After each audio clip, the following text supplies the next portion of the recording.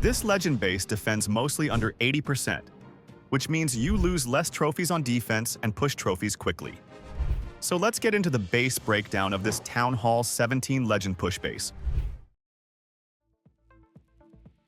We're working with an anti-3-star design. Now check out the Town Hall compartment. You'll notice there are no defenses around the Town Hall, and that's intentional. Why? Because most blimp-style attacks aim for the Town Hall, and if there's nothing nearby, the blimp doesn't get value. And more importantly, it keeps the Royal Champion and Root Riders away from the Town Hall. With no defenses to draw them in, they avoid that zone entirely. But here's the key. We have all 4 heroes grouped around the Town Hall. So even though there's no defense right by the Town Hall, it's still guarded and becomes a deadly trap. That 4-hero setup is working wonders right now. You might have seen it on my TH17 anti-RC walk base. It's just as effective here. Now, the Rage Tower compartments. These are the highlight. Each Rage Tower boosts 5 hard-hitting defenses. You've got ricochet cannons, scatter shots, multi-archer towers, infernos, fire spitters. When those are raged up, the damage is brutal. Dragons don't stand a chance. And don't forget the 4 builders under Rage 2. They repair buildings faster, so it's not just high damage. It's high sustain. Now, I know what you're thinking. Isn't that a fireball magnet? Yes, the Rage compartments look juicy for fireball, but in Legends, attackers bring pre-trained armies. You're not going to see fireball every time.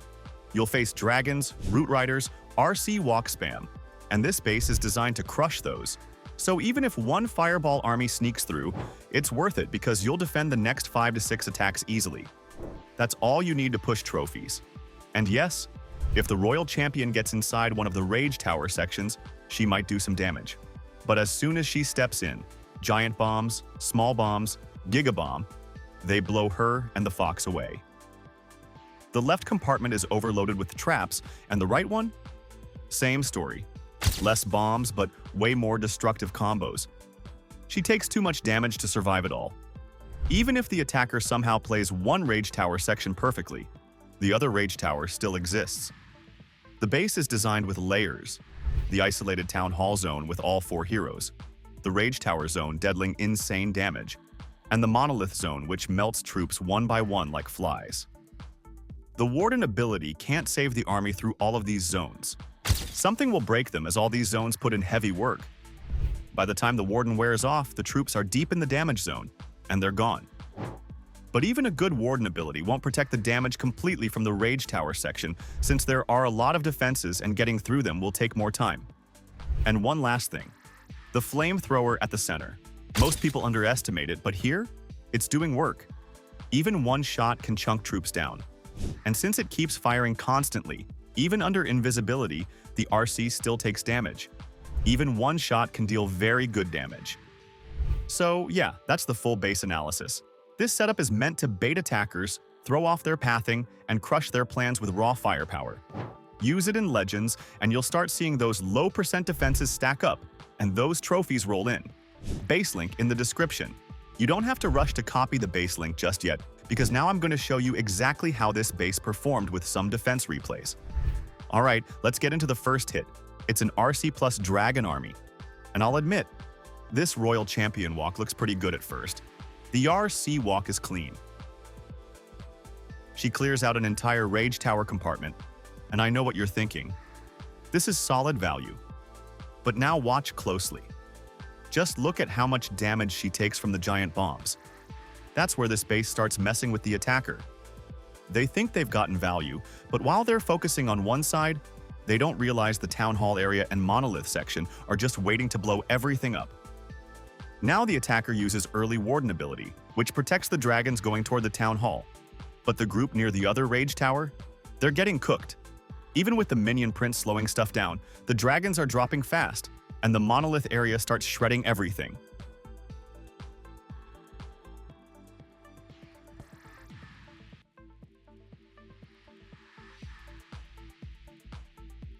By the end of it, most of the army is gone, and only a few buildings stand. The hit made it into the 90s, but this was the best one. The other hits failed bad. Now let's look at the second attack. This one also looks really promising early on. the RC goes straight for the town hall and gets some pretty insane value. But pause and take a look. See how the fire spitter is damaging the RC, even when she's invisible? That's something people don't realize. This defense just chips away constantly, and it makes a big difference.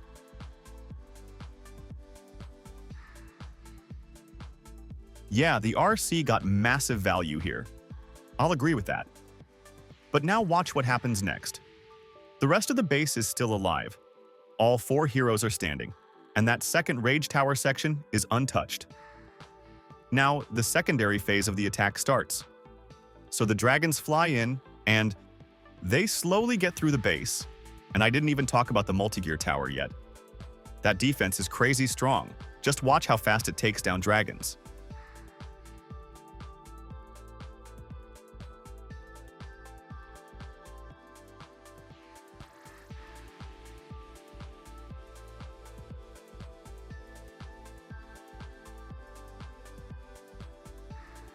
As soon as they hit that rage zone, they just disappear.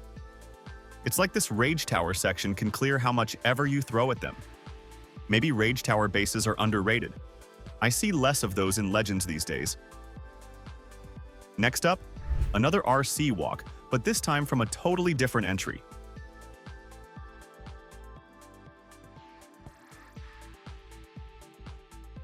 This one's clean. I mean, super clean.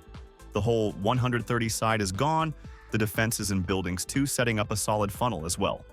And even parts of the Rage Tower section are cleared. RC gets recalled after solid value. Now at this point, anyone would say, okay, this is triple for sure. Even I thought so, but guess what? The base still holds. The attacker knows they can't delay and enter from the top, because that means risking a 1-star. Well, if you don't care about trophies, then yeah, you can enter from the top. But here the attacker comes in from the TH side instead. But then, look at the Warden. He paths weirdly and doesn't stay with the Root Riders. So one by one, they get picked off.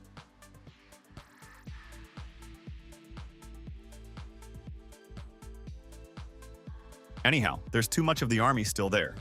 Even though the King and Queen still have their abilities, they don't get far.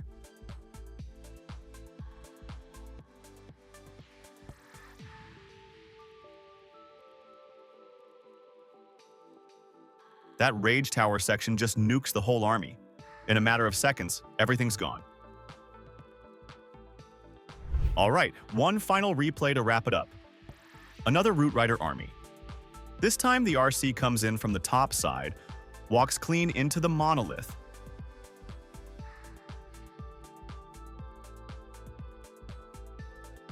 It's a mini RC walk, but the value is decent, and the funnel is good. Then the Root Riders are sent in, but this time, both Rage Towers are still active. And I'm already calling this one a defense.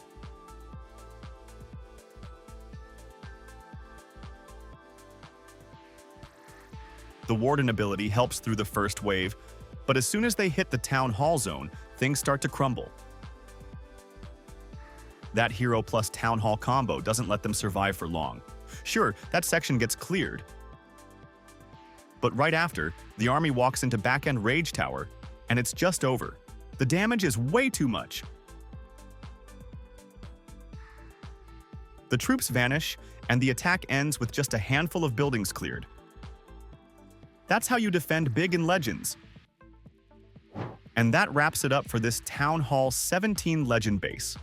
This thing is built to bait attackers, punish greedy value grabs, and hold strong under pressure. If you want to push trophies and gain more every day, this base is your answer. Let me know in the comments how it works for you. Base link in the description. Go try it out and see the results yourself. Don't forget to hit the like button, subscribe for more base breakdowns, and I'll see you in the next one.